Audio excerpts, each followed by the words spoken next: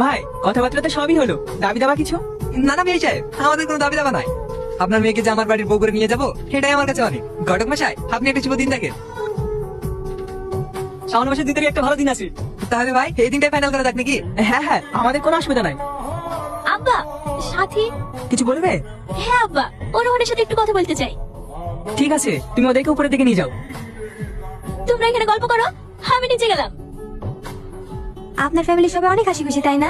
হ্যাঁ, আমি ছোট থেকেই দেখে আসছি আমাদের ফ্যামিলিটা অনেক হাসি খুশি। আব্বা মাকে না নিয়ে খেতেই বসে না। সত্যি আপনার ফ্যামিলিটা অনেক সুন্দর। বলুন, কি বলার জন্য রাখলেন? আমাকে আপনার ভালো লাগে? হঠাৎ এই প্রশ্ন? না মানে আমাদের বিয়েটা তো অনেক তাড়াতাড়ি হয়ে যাচ্ছে। আমাকে যদি আপনার পছন্দ না হয় তাহলে আপনি বাড়িতে জানিয়ে দিতে পারেন। না না, পছন্দ হবে না কেন? আমি যেদিন তোমার সঙ্গে প্রথম দেখা করতে গিয়েছিলাম সেই দিন আমি তোমাকে আমার করে নিয়েছি।